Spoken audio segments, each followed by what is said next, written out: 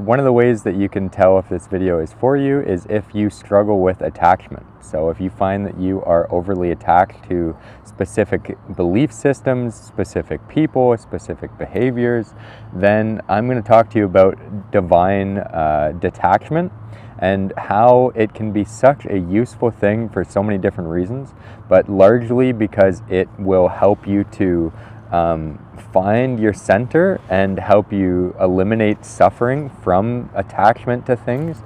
And it will also help you find profound freedom and enjoyment. Detachment sort of is a concept that came to me from esoteric Eastern wisdom, which would be Buddhism. I lived as a Buddhist monk in Thailand for about 6 months a couple years ago, and they are huge in terms of this non-attachment. Basically, they would say that a lot of the suffering comes from your mind, and if you can detach from the mind and bring your attention away from that, whatever it is that you're conflicted by, then that can really help you in your life. Of course, there's more Buddhist terms that go along with this, but they're not coming to mind at the moment, so we will keep it as non-dogmatic as possible, which is always fantastic.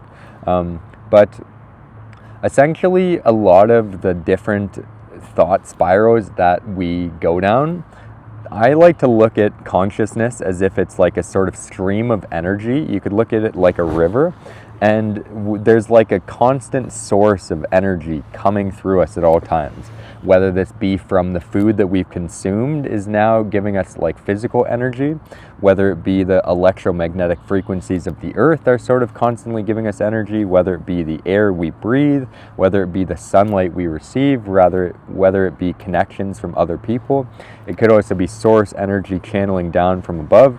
So energy is always moving. It's even though things appear to be stagnant in their physical form, in reality, all of the particles are actively moving all the time. And so energy is constantly moving through us. And when we become attached to a specific thing or concept, then we basically are creating like a blockage in that flow. And the way the blockage sort of occurs is like it, rather than the river going forward, it hits a blockage and then it basically like turns around and then starts going in cycles over and over and over and over again.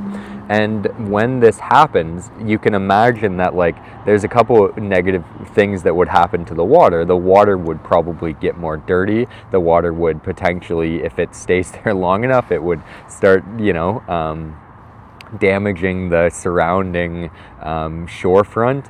It could also potentially start to like actually get contaminated and start to build up bacteria and stuff like that. And so the same thing sort of happens in your mind. You will be flowing through life. You'll be moving from one thing to the next. Maybe you're focused on what you're eating for breakfast, and then you're checking your phone, and then you're focused on that, and then you are on to deciding what you're going to do with your day, and you're focused on that, and then somebody cuts you off in traffic. And rather than moving on from that occurrence and being in the grocery store and what you're picking up at the grocery store, and then like being grateful for what all of the beautiful items that we have to choose from, you're still stuck on being cut off in traffic. And then when you go to the mall after, and rather than focused on clothes, you are still focused on what happened at the traffic incident earlier. And then you go and hang out with your friend later, which would be like the highlight of your day. And yet still, throughout the dinner or the lunch, you are continuing to focus on what happened at the traffic accident this morning. So you're looping back again and again and again, and your mind is just stuck on this one single occurrence that took place that should, to some degree or another, have a very small influence on your reality and on your life.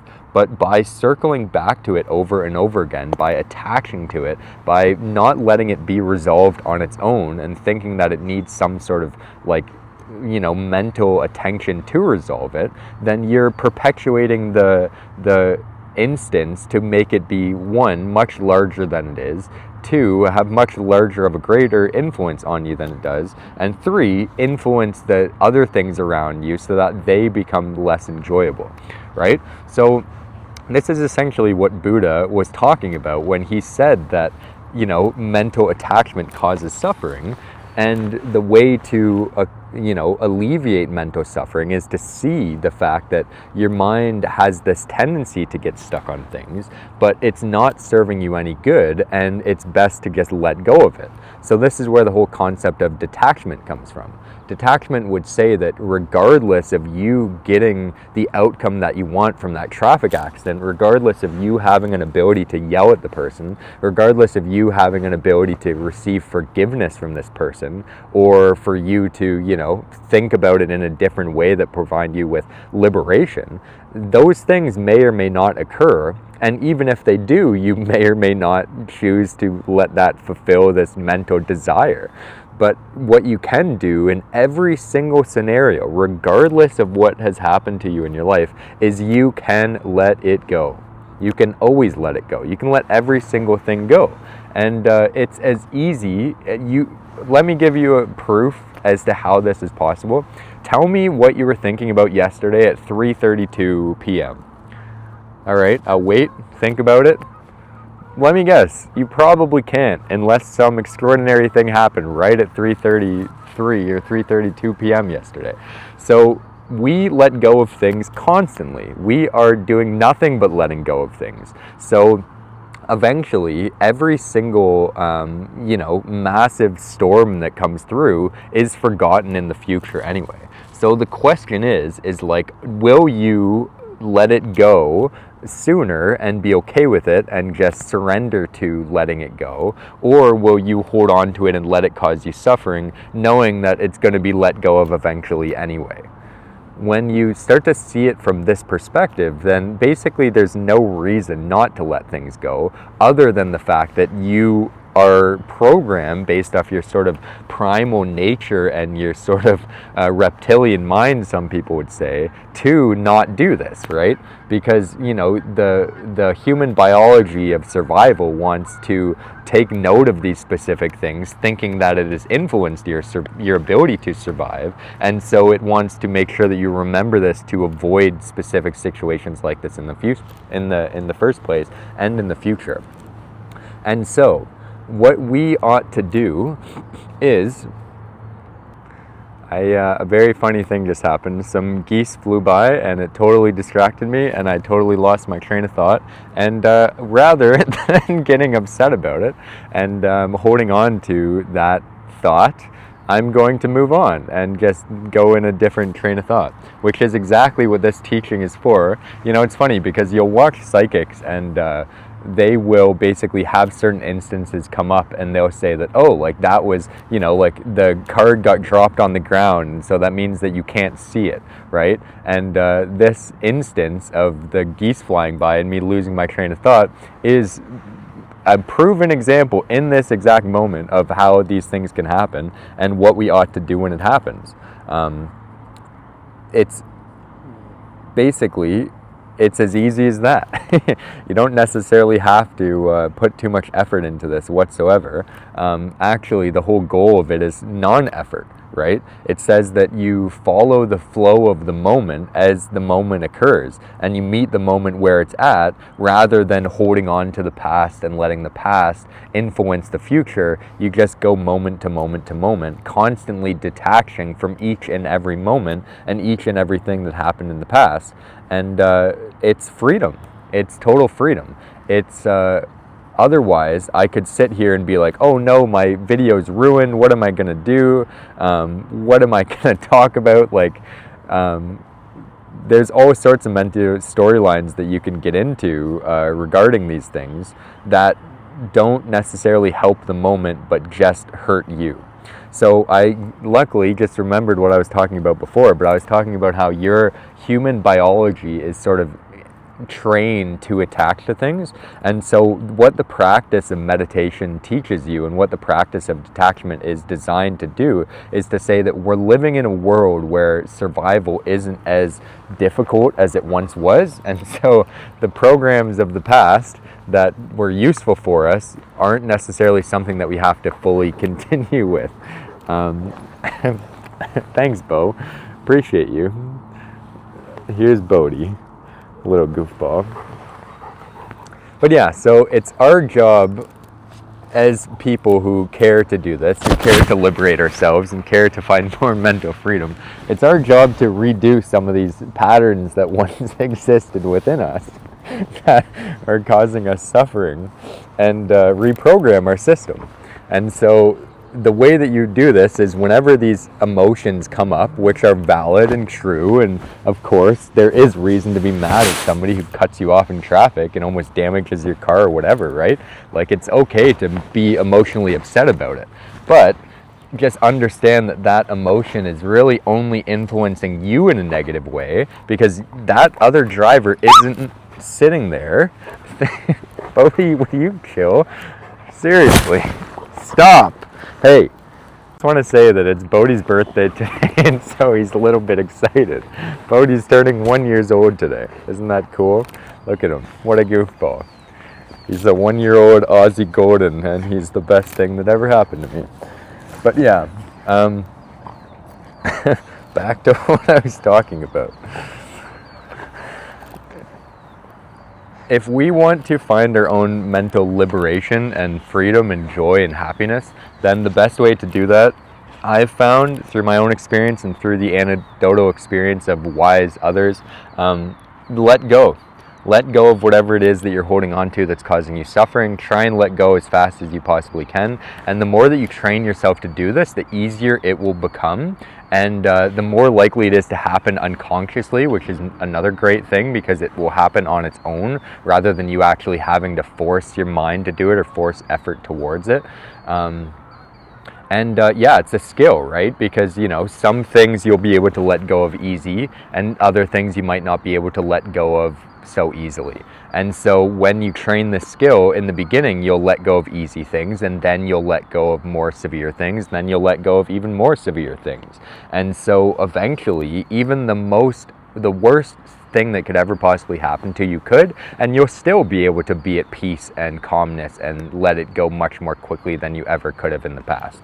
Why this is important also is because it not only influences you, it influences your relationships.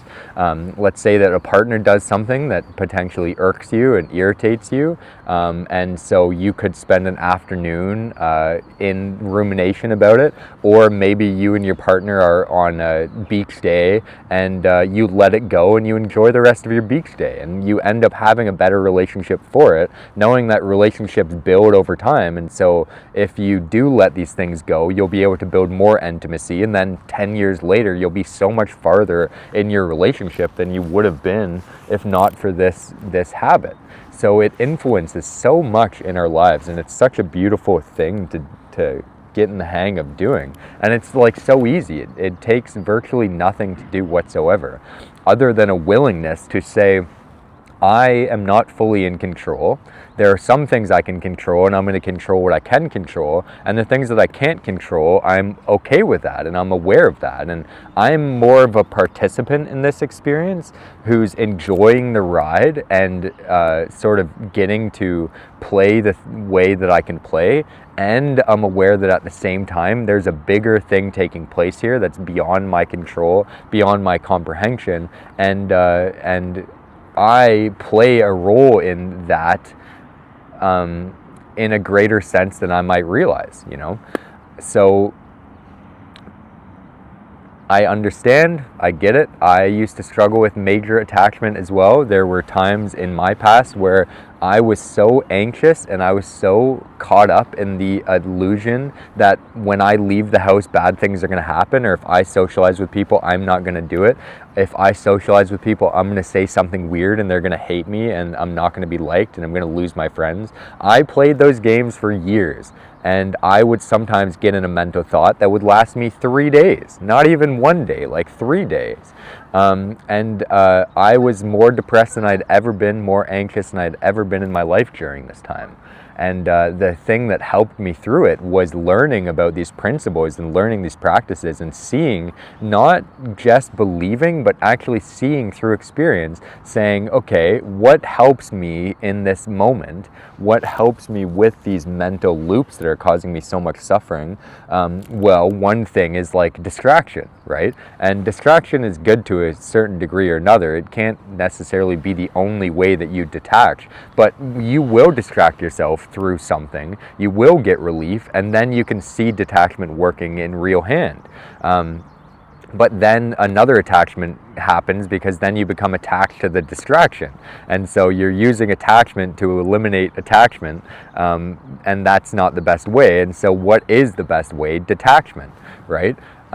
So yeah, for those who are still listening to this, for those who do find themselves in these thought patterns that potentially cause them suffering, I get it. I've been there. It's okay. Try and give yourself grace. Try not to beat yourself up over these things happening. It's okay. But know that if you are able to let it go and detach, then good things can happen. And that's all I'll say. As the Buddha would say, ehi passiko, which is a term that means don't take my word for it, go and see for yourself. And so I hope that's what you do today.